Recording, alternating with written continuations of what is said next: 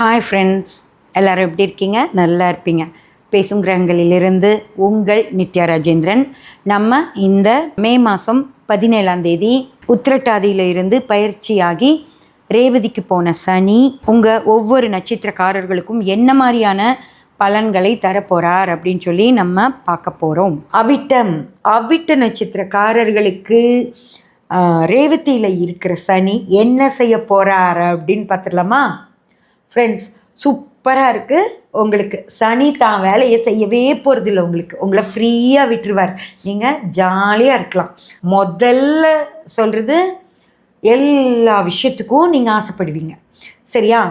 உங்களுக்கு கண்ட்ரோலே கிடையாது. ஏன்னா சனி கண்ட்ரோல் பண்ணால் தான் உங்களுக்கு ஐயோ அதெல்லாம் நமக்கு கிடைக்காது, என்ன பண்ணுறதுன்னு யோசிப்பீங்க. ஆனால் சனி தான் உங்களை ஃப்ரீயாக விட்டுறாரா, நீங்கள் எல்லா விஷயத்துக்கும் ஆசைப்படுவீங்க. இதை வாங்கலாம், அது பண்ணலாம், வண்டி நல்லா இருக்கே, அந்த மாதிரி செய்யலாம், இந்த சாரீ நல்லா இருக்கே, அது மாதிரி வாங்கலாம், நம்ம யோசிச்சுட்டு இருந்தோம்ல இந்த ஃபோன் வாங்கலான்னு சொல்லி, அந்த மாதிரி ஒரு ஃபோன் வாங்கலாம். அப்படியெல்லாம் எல்லா விஷயங்களும் ஆசை, பயங்கர ஆசை இருக்கும். கையில் பணம் இருக்கோ இல்லையோ அது அடுத்த விஷயம், ஆனால் ஆசை மட்டும் சூப்பராக இருக்கும். இதில் சின்னவங்களாக இருந்தால் பிரச்சனையே இல்லை. புரியுதுங்களா? அவிட்ட நட்சத்திரக்காரங்க வீட்டில் குழந்தைங்களா இருந்தீங்கன்னா பிரச்சனையே இல்லை. அப்பா அம்மா கிட்ட எனக்கு இது வேணுமா அது வேணுமா அப்படின்னு சொல்லி கேட்டு அப்படியே நீங்கள் அவங்க அதாவது இல்லை இப்போ வாங்க முடியாதுப்பா, என்னப்பா இவ்வளோ காஸ்ட்லியாக கேட்குற அப்படின்லாம் கேட்டாங்கன்னா நீங்கள் 2 நாளைக்கு முன் மூஞ்சி வச்சுருந்தீங்கன்னா போதும், அவங்க வாங்கி கொடுத்துருவாங்க. புரிஞ்சதுங்களா? ஏன்னா சனி உங்களுக்கு அது செய்வார். அதனால் கொஞ்சம் முன் மூஞ்சி வச்சுக்கோங்க. சரியா? சாப்பிடாதீங்க. அப்படி இருந்தால் போதும். அப்பா சரிடா உனக்கு அவ்வளோதானே, நான் வாங்கி தரேன் வீடு அப்படின்னு சொல்லிவிட்டு அவர் கடன் வாங்கியாவது உங்களுக்கு வாங்கி கொடுத்துருவார். அதனால் அவிட்ட நட்சத்திரக்காரங்களுக்கு எல்லாம் கிடைக்கும் அப்படிங்கிறத விட உங்கள் ஆசைகள் நிறைவேறும் அப்படின்றது ஒன்று. அட்லீஸ்ட் நீங்கள் இப்போ கேட்டால் கூட ஒரு 6 மாதம் கழிச்சாவது அப்பா வாங்கித்தர ட்ரை பண்ணுவார். அதாவது சின்ன குழந்தைங்க கேட்பாங்க, ஆனால் ஒரு வயசுக்கு மேலே இருக்கிறவங்களுக்கு ஆசை இருக்கும். ஆனால் இப்போ நடக்காது அப்படின்னு அவங்களுக்கே புரியிறப்போ அவங்க ஆசைகளை அடக்கிப்பாங்க. அப்படி தான் இருக்கும். திருமண யோகம் இருக்கா? அவிட்ட நட்சத்திரக்காரர்களுக்கு ரேவதியில் இருக்கிற சனி திருமணம் செஞ்சு வைப்பாரா? சூப்பராக செஞ்சு வைப்பார். இப்போ தான் உங்களுக்கு திருமண யோகம் சனி பயிற்சியில் வருது. அதனால் தாராளமாக இந்த நேரத்தில் நீங்கள் திருமணத்துக்கான முயற்சிகள் எடுக்கலாம். இதில் உங்கள் சுய ஜாதகத்துலேயும் உங்களுக்கு அந்த மாதிரி நேரம் இருந்துருச்சுன்னா கட்டாயம் இந்த வருஷம் திருமணம் ஆகிடும். அதே போல் குழந்தை 5ஆம் குழந்தை பாக்கியம் அப்படிங்கிறது 100% உங்களுக்கு இருக்குது. அதனால் நீங்கள் குழந்தை பெற்றுக்கணும்னு மனசில் நினச்சாலே போதும், 2 பேரும் சந்தோஷமாக வாழ்வீங்க. கண்டிப்பாக உங்களுக்கு குழந்தை கிடைச்சிரும். கணவன் மனைவி அந்யோன்யம் எப்படி இருக்குன்னா, குழந்தை கிடைக்குதுல்ல, அப்போது நீங்கள் சூப்பராக இருப்பீங்க. சின்ன வயசுக்காரங்க குழந்தை பெற்றுப்பாங்க, கொஞ்சம் மூத்தவங்க அந்யோன்யமாக வாழ்வீங்க. சுய ஜாதகமும் சிறப்பாக இருக்கும் பட்சத்தில் உங்களுக்கு எந்த வித பிரச்சனையும் இல்லை. காதல் வாழ்க்கை தான், அதை விட காதலர்களுக்கு தான் சூப்பர். ஓகேங்களா? 2 காதலிச்சிட்ருக்கீங்க அப்படின்னா ரொம்ப ரொம்ப கவனமாக இருங்க. ஓகேயா? கணவன் மனைவியாக வாழ்ந்துடாதீங்க. அது அப்புறம் உங்களுக்கு பிரச்சனைகளை கொடுத்துரும். 2வது, இப்போது அவிட்ட நட்சத்திரக்காரர்களுக்கு குழந்தை பாக்கியம் வேறு இருக்குது. ஏதாவது தப்பு பண்ணிட்டீங்கன்னா அந்த மாதிரி ஏதாவது பிரச்சனை வந்துருச்சுன்னா அப்புறம் உடனடியாக அவங்களுக்கு கல்யாணம் பண்ண வேண்டியதாகிடும். ஃப்ரெண்ட்ஸாக இருங்க, வீட்டில் பேசி கல்யாணத்துக்கு முயற்சி பண்ணி கல்யாணம் பண்ணிக்கோங்க. அது ரொம்ப ரொம்ப நல்லது. இப்போ அப்படியே அன்பு எங்கிருந்து வருன்னே தெரியாது, அவ்வளோ அன்பு வரும். யாரையாவது லவ் பண்ணிட்டு இருக்கீங்க அப்படின்னா அவங்கக்கிட்ட போய் சொல்லிவிடுங்க. ஓகேயா? ஏன்னா உங்களுக்கு இப்போ அவ்வளோ டென்ஷன் கொடுக்கும். அவங்கள ஒரு நாள் பார்க்காம இருக்க முடியாது, பேசாமல் இருக்க முடியாது. ஓகேங்களா?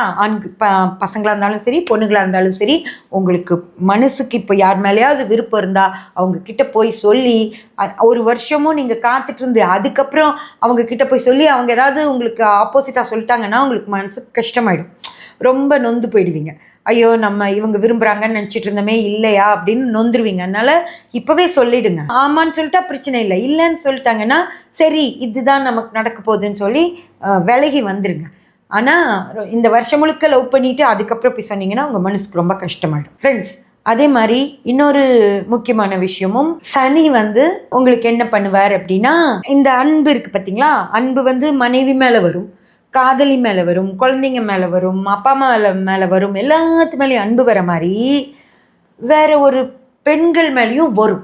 இப்போ ஆஃபீஸில் பக்கத்து டேபிளில் இருக்க பொண்ணு மேலே வரும், ஆஃபீஸில் நல்லா பழகக்கூடிய ஒரு ஃப்ரெண்டாகவே பழகிட்டு இருந்த ஒரு பொண்ணு மேலே இன்றைக்கி காதல் வரும்.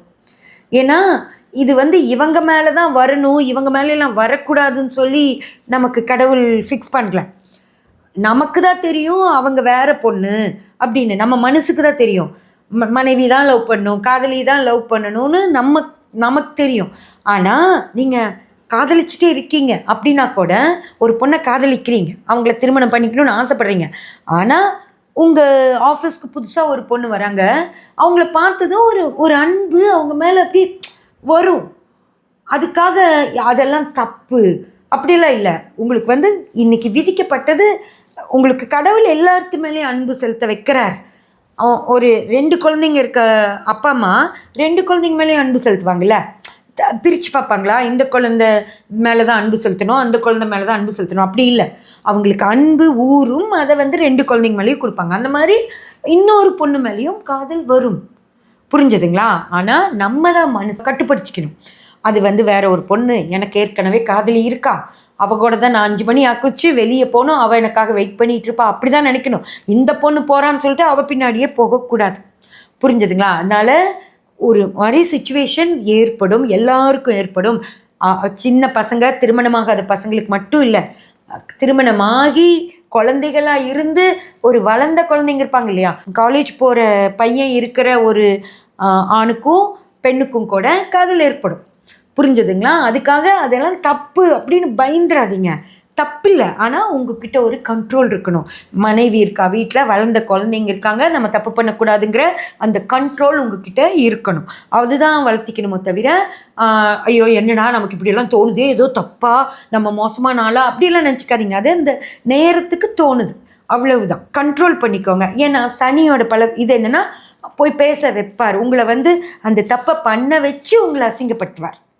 சரியா? உங்களுக்கு ஒரு புத்தி சொல்கிறக்காக, இந்த மாதிரி நீ பண்ணக்கூடாது அப்படின்னு உங்களுக்கு ஒரு புத்தியை சாதாரணமாக சொல்ல மாட்டார். புதன்னா உங்களுக்கு அப்படியே சொல்லி மட்டும் கொடுப்பார், உங்களுக்கு புத்திக்கு ஏறிடும், நீங்கள் பண்ண மாட்டீங்க. ஆனால் சனி தீயில கையை வச்சா அது சுடும் அப்படின்னு கையை வச்சு காட்டுவார்.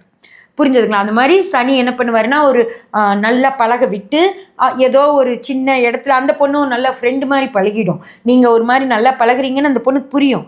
ஆனால் நீங்கள் கொண்டு போய் பஸ் ஸ்டாண்டில் விடுறதுக்கு, இல்லை எங்கேயாவது மழை வந்துருச்சு சார் என்னை வீட்டில் விடுங்க, அப்படியெல்லாம் நல்லவங்க மாதிரி பேசுவாங்க. உங்ககிட்ட ஏதாவது கிஃப்ட் வாங்கிக்குவாங்க, அதெல்லாமே பண்ணுவாங்க.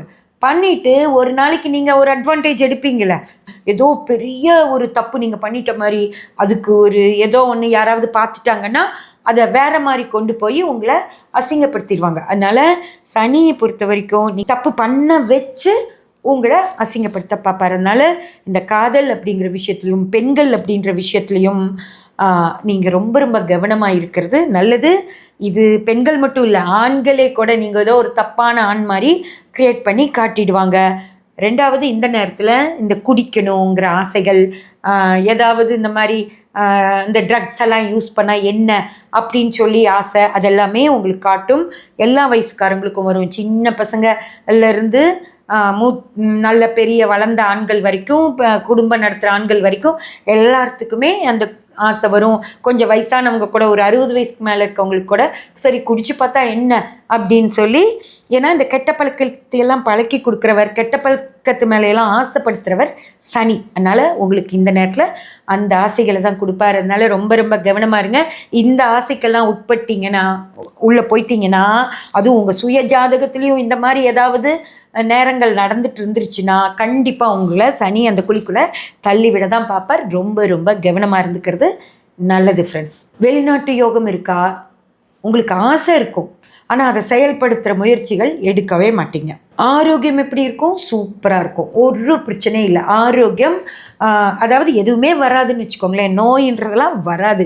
நீங்களாக ஏதாவது தப்பு பண்ணி எதையாவது வாங்கிட்டா தான் உண்டோ தவிர அதுவாக எதுவும் உங்ககிட்ட வராது, எந்த நோயும் வராது. தொழில் எப்படி இருக்கும்? நீங்கள் கவனிக்க மாட்டீங்க, அவ்வளோதான் நான் சொல்லுவேன். நீங்கள் சரியாக அந்த தொழிலை கவனிக்க மாட்டீங்க.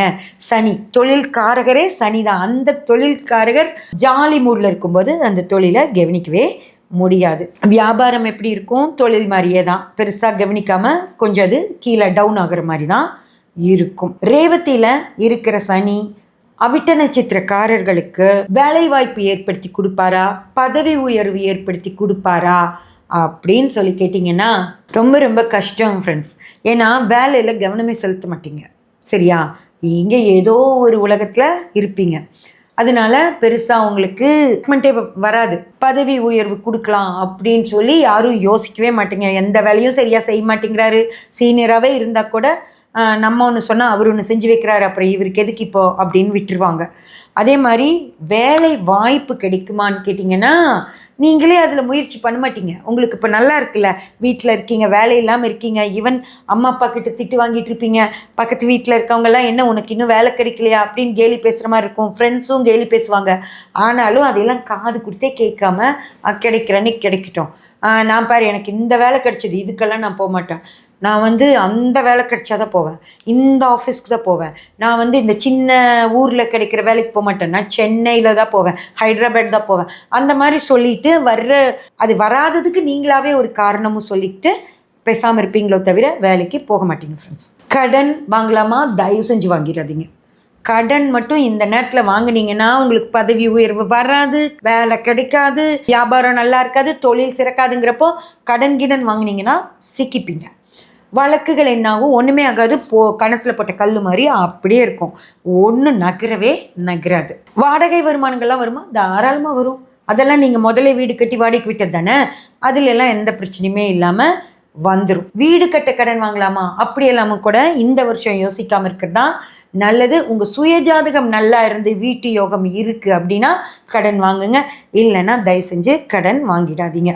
அதிர்ஷ்டம் என்ன அப்படின்னு கேட்டிங்கன்னா திருமணமாகும், குழந்தை கிடைக்கும், காதல் வரும். ஃப்ரெண்ட்ஸ், 2வது திருமணம், செகண்ட் மேரேஜ்க்காக வெயிட் பண்ணிட்டு இருக்கீங்க அப்படின்னாலும் அவங்களுக்கும் திருமணம் ஆகும். அப்படியே நீங்கள் போயிட்டு இருக்கும்போது அப்படியே பக்கத்து வீட்டில் ஒரு பையன் இருக்காருன்னா அப்படியே உங்களை பார்ப்பார். தேவையில்லாத ஃப்ரெண்ட்ஷிப், தேவையில்லாத காதல் எல்லாமே கூட உங்களுக்கு கிடைக்கும். அதனால் ரொம்ப ரொம்ப கவனமாக இருந்துக்கிறது நல்லது. சப்ஸ்கிரைப் பண்ணி பெல் பட்டன் ப்ரெஸ் பண்ணி வச்சுக்கோங்க, அப்போ தான் நான் போடுற எல்லா பதிவும் உங்களுக்கு கிடைக்கும். லைக் பண்ணி ஷேர் பண்ணி கமெண்ட் பண்ணிங்கன்னா எனக்கு சப்போர்ட்டிவாக இருக்கும். தேங்க்யூ.